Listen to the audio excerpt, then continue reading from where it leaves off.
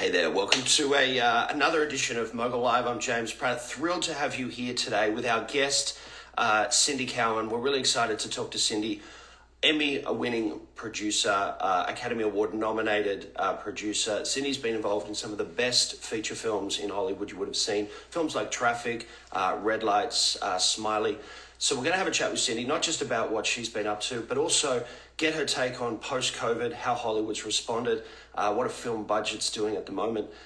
For anyone that's just joined us, Tim, David, Nick, great to see you in the chat. Caitlin, good to see you in the chat as well. We're just about to get Cindy in. Before I do, though, as well, just for those people that have joined us, I just want to through just a couple of the films that our guest, Cindy Cowan, has been involved in. Just again, for anyone who would just like to get a little bit more of an idea.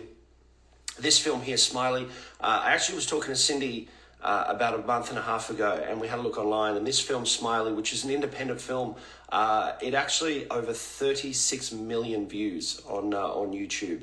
So just again, giving you an idea of Cindy's range that she's been involved in. Another great film as well. I think everyone would have seen, or at least known, this film, Red Lights. Robert De Niro, Cillian Murphy, Elizabeth Olsen, great film. So we can talk to Cindy about that as well. Good to see you in the chat, Paul. And again, just for anyone that's just joined, this is Mogul Live, so you're able to ask Cindy any questions you like as we talk through the chat. I'll just throw out one more film that Cindy's been involved in that just giving you guys a little bit of a caliber of what Cindy has actually done. This is a great film. It's Very, Very Bad Things. Christian Slater, Cameron Diaz, another one of the films that Cindy's been involved in. So your opportunity as well in this conversation to ask Cindy just a little bit about her career, but also about some of these projects too. And we want to get an idea too of obviously what's going on in Hollywood post-COVID. So one other thing, guys, very exciting that we can sort of touch on with Cindy when we talk to her is the film slate with Mogul. Cindy, of course, is part of Mogul and releasing some of the updated information about what our new films are going to be, what we're actually going to be showcasing. So we'll talk a little bit about some of these films too, just as they come in. So with that, I'd love to get Cindy into the chat. So let's see if we can connect her now. Let's see how technology is going. We'll see how we go. Let's see, adding Cindy in. Hopefully technology is good for us this afternoon, guys. See if we're patching Cindy in. Hey, Cindy. Hey. Great to see you. You too. All the way to Australia. Yeah, no, I was going to say, I'd love to hear, and I think everyone in the chat's really excited to hear. How have you been? What are you working on at the moment? I'm amazing. First of all, let me just say the beauty of Zooms and Instagram, that California can talk to Australia and wherever else all of you guys are from. It's absolutely amazing, and it's great. So good to be here. Good to see all of you guys. Thank you for the hearts, everybody. We appreciate it. Yeah. Well, great to have you. And today, obviously, what sort of projects and what's taking up your time this week? This week is Mogul, by the way. So as you guys know, we just launched the Moguls Showcase, which I think we'll get into in a bit. But it's been taking up a lot of my time in a good way. I'm super excited, and we'll, again, talk about that in a bit, but helping get the Rip-O-Matics, which are the things that look like sizzle reels, out to you guys to give you kind of a taste of what these films will be, and to put them up on the showcase has been amazing and fun, and we did it, you know? Yeah, and I've had a quick sneak peek at some of these Rip-O-Matics, and I got to say, guys, they are absolutely awesome. Great job, Cindy. Thank you. Yeah, it's a lot of fun. Would you say that that sort of post-COVID that Hollywood's opened up again back to normal, or is it still operating at a lower capacity? It's not back to normal. There are streamers that are paving the way a little bit better than the studios are. Netflix, Amazon, the ones that constantly have productions going on, have been able to do these bubbles a little bit better than the studios. My next two movies are with Sony, and it's been challenging. My next movie, we were supposed to actually shoot last year. I got shut down 3 different times. A movie that was supposed to take place in Chicago, they moved me to London, England. COVID happened, and they quickly moved me to Africa. And the variant came, and Africa got a bit dangerous, so they tried to move me to Thailand. Thailand then locked their borders, and the only way for me to film there was to quarantine all of my cast and crew for 2 weeks, which was very prohibitive to my budget. So my same Chicago movie is now going to Serbia, and we start pre-production this fall, and then we start shooting in January. So I've been in 4 countries, same movie. So, and we haven't started yet. So COVID's been challenging, I have to say. It's making creators, producers, everybody think in ways we've never had to think before, just for safety of everybody. Would you say that the majority of productions are shooting outside of Hollywood and Los Angeles at the moment, or are they kind of back to shooting in LA? No, sadly, most everybody I know is shooting out of California right now, which is really a shame. Some people have been able to shoot here. Most of the studios aren't fully opened yet. Some are. I think in the United States, Atlanta seems to be getting a lot of productions, a lot more than most. Most people I know are shooting all over the world, including your country. But we're pretty much getting out. The challenge is, I could have prepped my movie to shoot in Australia, which is your country. Now you guys have locked down. So before I even get there, we're bobbing and weaving and just trying to outrun this virus. So it's going to be challenging to see what's going to happen. Yeah, it's definitely character building. I think the exercise, and you touched on that before, and I think I might even mention this to Sydney. So Marvel, actually, they wrapped their big tentpole film Thor about a week, and then after that we went back into lockdown. And on those sort of films as well, where the budget's just every day is literally just inflation. I think those guys just made it by that much with their shoot. But challenging. Yeah, absolutely. And we've got some really exciting things coming up with Mogul at the moment. I think maybe the first question would be is, we've got a showcase with some films. Can we talk a little bit about that? Sure, we can. We can talk about that. We can talk about the other stuff. The Moguls Showcase, like I said, I'm super excited about. We got submissions from all over. It was months and months and months of looking through them all. And I think we've narrowed it down to 3 really good movies that give kind of a different point of view of something that's really exciting and could appeal to each and every person. So one of them, as you guys might or might not know, is based on the zombie lore. And the reason I went with that one is I wanted to make sure we had at least one horror movie in there. And zombie movies typically, no matter what, do really well. Walking Dead, God bless, that thing is on its 10, 12, 15 season. I don't know. People don't get tired of zombies, and you can have 28 Days Later or, half of these zombie projects, and there's this this fascination of zombies. So that is Devereaux. Terminal Station is pure action, and pure action that kind of touches the heart. It's a hitman who's retired that's sitting at a bus station, minding his own business when a pregnant girl comes and sits next to him, and all hell breaks loose. And I loved it. I loved every page of it. It is loosely based on a former streamer, very good project, and we will kind of be the sequel, so to speak. And we're hoping that people love it as much as we do.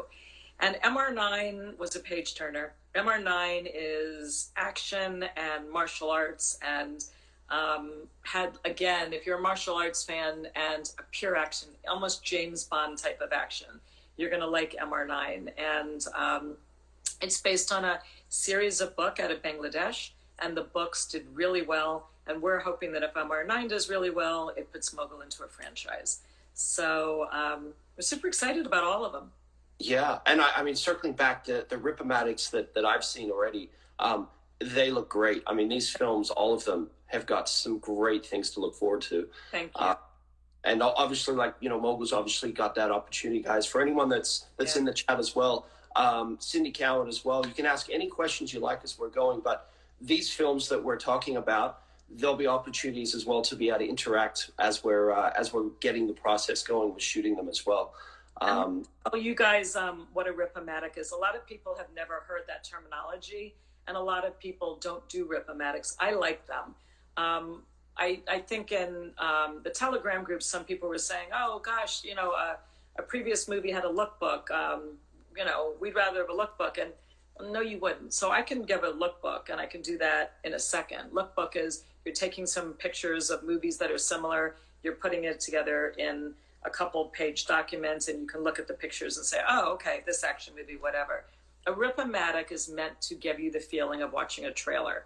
I love them. So if you're confused of what the kind of approach of filmmaking that particular film will have, the rip-o-matic will tell you. And so I love them. I think they're one of the greatest unused selling tools in Hollywood. You basically are watching a trailer as if the movie's coming to you. And so it was really exciting to put Mogul Presents on front of all of those rip-o-matics and know that, wow, since I've been a part of Mogul, which is about a year, we're finally here.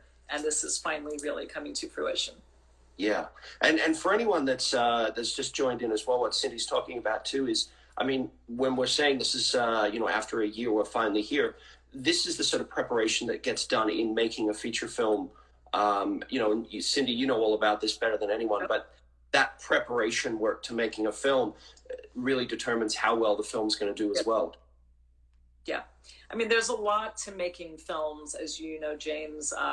Not only are we looking at the script, but we're looking at the script and then the budget that's coming to us and saying, can this movie really be made for this budget? Can these filmmakers really shoot the kind of film that we want?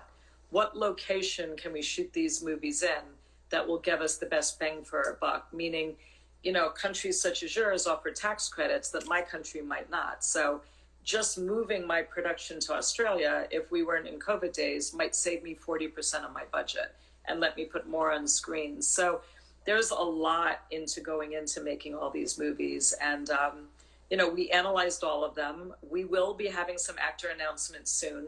I know everybody keeps saying, but what actors are there? I promise you guys, we are in the course of legally signing T's and I's and hoping to make these actor announcements as soon as we're able to. That's, yeah. And really exciting news coming up as well, guys. It's worth the wait. Yeah. Just on that whole process, Cindy, I think a great question I know a lot of people would love to hear is streamline back, say, a year ago when COVID hit. Now, productions are getting back off the ground and everything. Yeah. Has a film budgets inflated a lot? I mean, are they a lot higher than before? How much higher would a film be now than, say, 2 years ago? I'll give you an example of my Sony movies. So the next movie that I'm doing, the one that just went to 4 different countries, I have approximately a $10 million budget to make that movie, and my budget was locked and ready. I have about $1.5 million of COVID costs that I now have to assume. $1.5 million. It's insane. So not only do I have to have a COVID person, which is kind of like your COVID police officer, that makes sure that every single person is tested every single day. Because if there's one person that gets COVID, they can shut down my entire set. But I've got different quarantine rules of various countries. And I've got to also shoot in bubbles, meaning that my bubble might be the director, myself, the lead actors, and my DP. And I, even though I'm the producer, and usually I'm with the grips, I'm with the costumers, I'm with everybody on my set, because of COVID, I can't. I'm only allowed to be in my bubble. And it's the most odd way of shooting. They literally give wristbands. And what the color of your wristband is means those are the people you can interact with. And so it's very different. It's actually a much lonelier experience. And when the film wraps, you are supposed to go to your hotel room. You are not allowed to interact. You're not allowed to bond. And it's a shame. It's probably going to reflect in a lot of movies coming forward because we don't have the opportunity to bond with everybody on the set in ways we used to give the best film forward. Now everything is via Zooms and emails and everything is within our bubble. So, and those bubbles create a lot more expense to your movies as well, because I can't talk to my line producers readily with my DP sitting there with, my sound guy. Now, because of the bubbles, it takes a little bit longer to do each thing because we're not around one big happy table. and working as a cohesive team. Yeah, and I think that you kind of touched on it a little bit, which is it's a lot more sterile environment, isn't it, rather than a collaboration of people, and that's by default. Yeah. And I thought that we were out of this. I really thought that going forward, I could categorically say that films were going to go now smoothly. We're back to normal. We all can hoot and holler and say we made it. And that's not the case. I know in America, the case numbers are all going up. Now we've got the vaccinated against the unvaccinated. Hollywood has just said you have to be vaccinated to be on a film set. Countries of yours just locked down again. So, I don't know when this stops. We're all kind of in this together, and rightfully so. There's a lot of actors that don't even want to go. I might say we're going to Serbia to shoot a movie in Chicago, and we're going to be in a film set. And I might have an actor that says, absolutely not, because they've got a family or they've got children or they've got whatever, and they don't want to go to another country and sit on a film set in a location where the hospitals might not be as great where they are currently. Yeah, it's things that are going into this now. You guys, all these hearts. Who's ever giving me all those hearts? I appreciate it. Yeah. Guys, you can ask Cindy any questions you like as well, just as we're going through the conversation too. Great to see 175 people in the chat at the moment. So any questions are more than welcome. You can ask anything Mogul or on Cindy's career. I think a really good question to sort of ask you, Cindy, would be distribution. Yes. Obviously, COVID's come in and it's changed the way that people are watching content. What would you say distribution right now, the future of distribution looks like in the next, say, 5 years? That's an interesting question. No one knows. I am still making, I told you, my next few movies are with Sony Studios, and then there's some others we can talk about that are coming down the pike as well. They are being made theatrically. But if you're watching what the studios are doing, the studios are each strategically picking streamers that they're associating with now. So Sony, which is my current family, is now associated with Netflix. Warner Brothers just associated with HBO Max. So each studio, because no one knows, is associating themselves with streamers. And again, I personally am not comfortable going into a theater yet. And I'm sure there's a lot of people like me. So what that's doing, though, is seriously changing the business. There are certain movies that have just been released recently that have come out theatrically, but at the same time they're coming out on a streamer. And they're not performing that well at the box office because people would rather sit in their homes and watch it. And yet, I think there was, I can't, who just had a movie? Somebody, though, just had a movie. I think it was Vin Diesel. I think Vin Diesel's the one that finally broke the curve, and his movie finally got a lot of people into the theaters. Was this F9? It might have been F9. F9 was the first one, I think, that literally put the numbers back to where they should be. Yep. Well, I was going to say, I opened the cat got out of the bag because I asked for some questions and they've really started to stream in. So I'm gonna throw a couple of quick questions from the audience here to you, Cindy. Sure. First one here is Bullseye 10 says, are there any processes that will stick even after post-COVID era?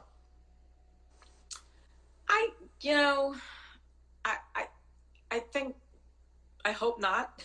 Let me just say, I hope that we don't have to stick to these pods and, potentially some of the health concerns should be stuck to. I agree that sometimes maybe we were all a little bit lax, but I hope that we go back to filmmaking that literally was fun. And, it used to be that when you made a film, you were one big happy family. And for the next 2, 3, 4 months, that was your family.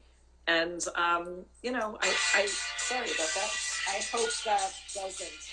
Rule number 1, guys, turn your phone off. This is a live conversation too, which is great. Yeah, I hope that doesn't continue, though. I really do. Sorry about that, guys. I'm turning my phone off right now. So I hope that answers your question, but I hope not. Sure. Okay, so Expressita, Cindy is amazing. And I'm going to get this right. MSW Camarica says, is it true that people are leaving Los Angeles for good? Yes. I thought about it myself, but I love California. California, a lot of people don't realize we were locked down for almost a year. And where some people locked down for a couple of months, California took the brunt of it in America. And as a result, the homeless population in California grew, and in a way that I've never seen this city.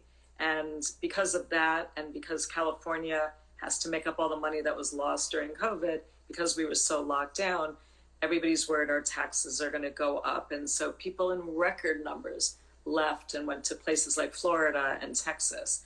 And, it's a shame. I love California. I hope that we come back the way that we were. California's California. So praying for us. Yeah. And I think the thing too is the big thing is the COVID situation, which we've talked about, how soon that can all kind of be back to normal. Yeah. So I've got another one from Samo says, any tips on what to look for in the movie votes?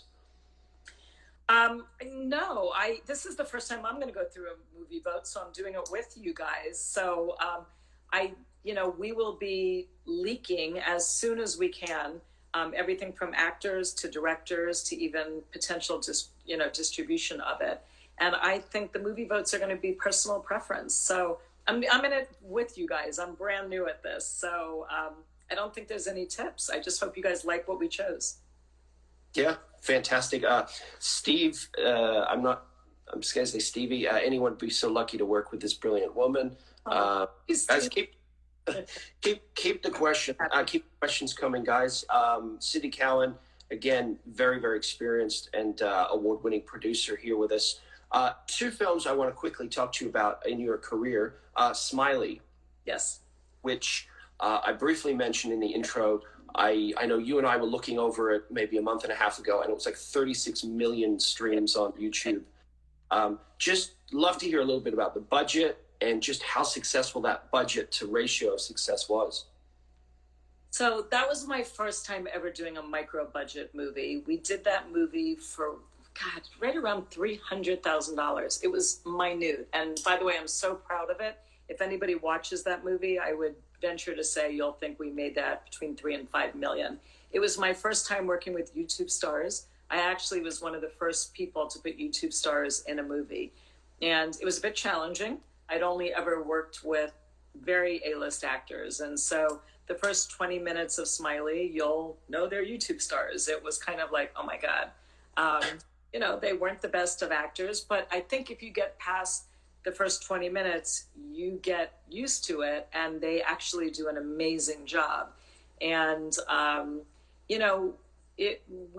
I wanted to see if I could reinvent the business with the YouTube stars. So here's the good and bad about what was Smiley. The good is we actually beat the Avengers. We beat the Avengers as far as people going on YouTube and watching this movie. I had 36 million, there might even be more now. It was insane. The bad about YouTube stars is they don't really want to pay for everything that they necessarily watch. So to the 36 million, it doesn't translate to the money that you think it does because they're smart. Kids are smart. They know how to rip, they know how to pirate, they know how to watch for free, they know how to share. So there's good and bad with doing a movie like that. We keep getting asked if we'll do Smiley too. And for those reasons, I'm not sure. But maybe. I'll tell you what was fascinating about Smiley, though, in what we're doing now, in the world of Mogul. So Smiley has this rapid fan base, so much so that the Smiley mask got leaked on how to make it. And even the making of the Smiley mask for Halloween got millions of downloads. So what is interesting about a movie like Smiley is that the opportunity for these NFTs, and if you guys know what those are, these non-fungible tokens that can turn into art and are collectibles, Smiley would be the perfect movie to do that for, because there's millions and millions of people that want something, to do with that film. Yeah, and I think the great thing which Mogul's got going on as well is this is a progressive way of being able to show the filmmaking process with with extra options, like you were saying with the mask and smiley. Moguls being able to incorporate NFTs, which is another level of the process itself. Just looking at some of these questions. Do you know Quilty Glover? Cindy looking gorgeous as always. Nightly Crypto. Are we going to talk about the showcase, James? I'm coming in late. We've briefly touched on the showcase, but before we wrap up, we'll do a quick summary as well. What's next for Mogul? We're just going to see here. This is a great question coming in too, Cindy. This is Shard Dream Music. What's your process for choosing a composer for your movies? Right, which is a really good question. So I get sent composers all year round. In order for me to choose a composer, I have to make sure that they actually have done a feature before. A lot of people think because they can play the piano or they can do music that they know what it's like to actually put music to a scene. So I like to look at a composer, and I like to know that that composer has done a movie similar to the movie that I'm doing and has the kind of music that I would want if that was my film. So to me, and this is me, music is so important in a movie. I've watched movies that could have been great, but the music was so god-awful, or there was this really tense scene, but the composer had this really kind of annoying music going that was more upbeat, and it took me out of the scene, versus some of the classics like Jaws, for instance. Forever, if you hear that music, every time that shark came, you're going to go, oh my God, oh my God, oh my God. Forever, yeah. Forever. Yeah. So it's trying to find a composer that will convey the kind of feeling that you want for the kind of movie that you're showing. And my recommendation is look at a lot of them, narrow them down, meet with the composer, make sure that that composer, again, can work within the budget you're giving them. Some composers are amazing. I had met this composer a while ago who had done this really special movie out of Greece, believe it or not. And I was so into the composition of this movie that I will work with this guy any way I can. And he was amazing because he flew all the way to Prague and in a limited budget was able to give an entire orchestra to get the sound that this movie needed. Where if I had hired a certain composer here that might have done that same sound, it might have not been able to come in on the budget that I needed. And I think that's a great thing as well, which is, I guess you could say as well, not all composers are going to be right for your project, correct? Right. Yeah. Throwing back to Nightly Crypto, quick question came up. Cindy, what do you think of Stars tokens? I am in it with you guys. I think that they're going to be great. I mean, I'm hoping. I've got my own Stars tokens now. And I really believe in what Mogul is about to do and trying to do. And if we pull off what I firmly believe we're going to pull off, we are going to be one of the first companies to do this. And your Stars tokens are going to be worth a fortune. So all I can say is I'm currently holding them. I'm going to buy more. And, I'm at the craps table and I roll the dice and I firmly believe that, they're going to be worth a lot of money. And we're at that exciting point as well for anyone that's just joined us wanting to know about Mogul and the films we've got coming up.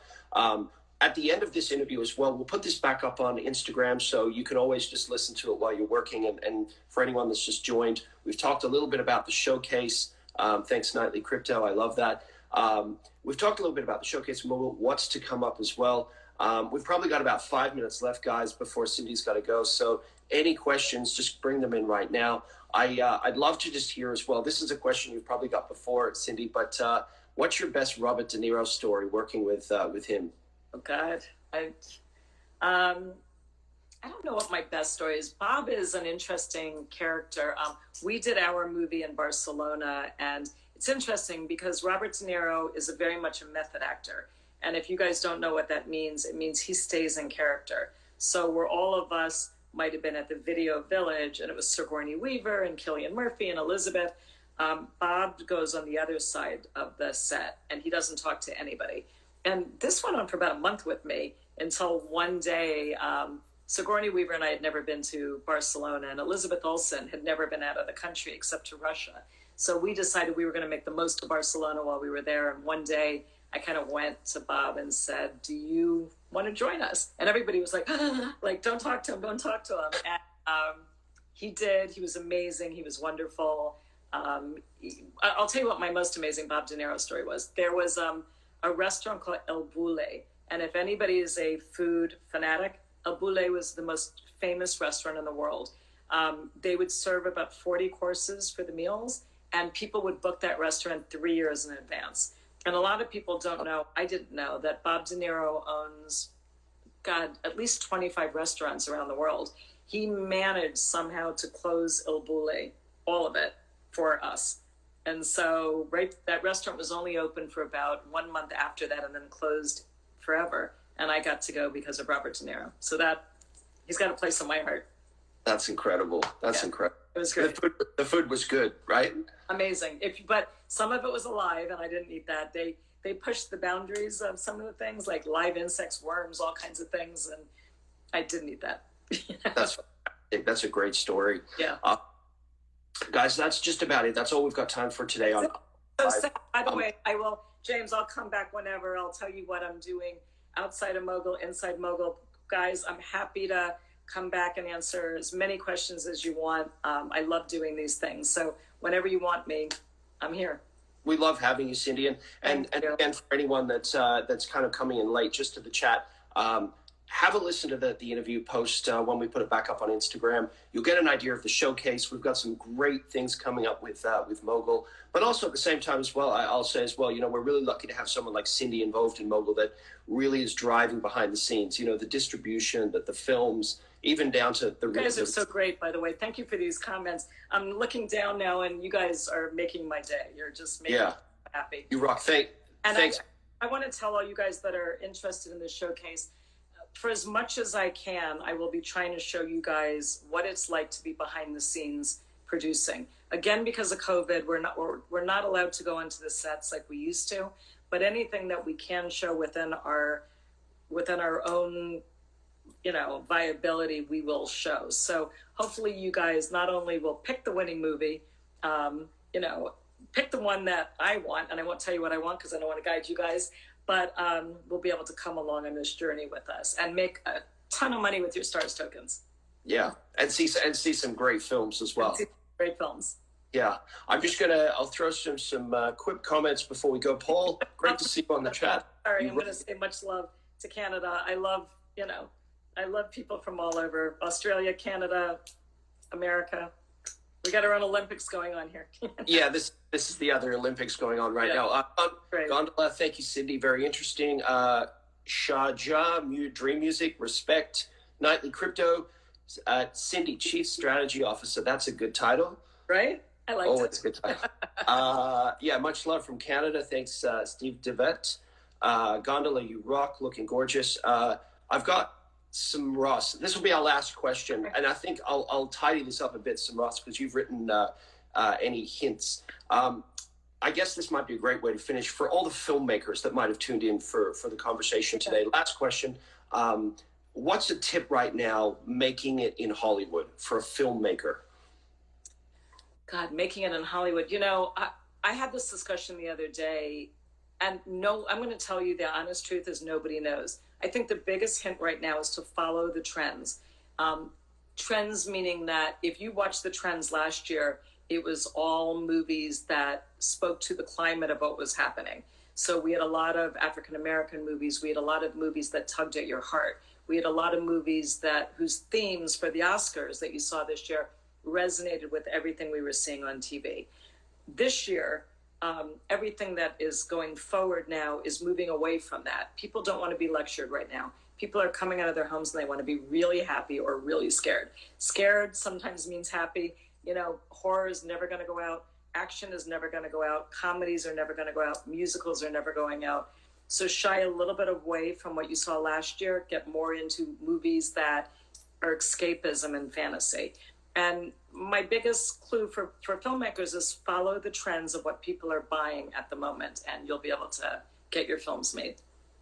That is fantastic advice, Cindy. That's fantastic. Guys, I can't stress this enough. Watch this. Love to watch this interview again, and you'll get some real gems from it. Cindy, it is always a pleasure to chat with you. Keep up the incredible work you've done with Mogul. And guys, looking forward to seeing you on the next Mogul Live. And thanks for... Yes, stay safe, everybody. Fantastic. Okay, see you guys again next week. Thank you very much, Cindy.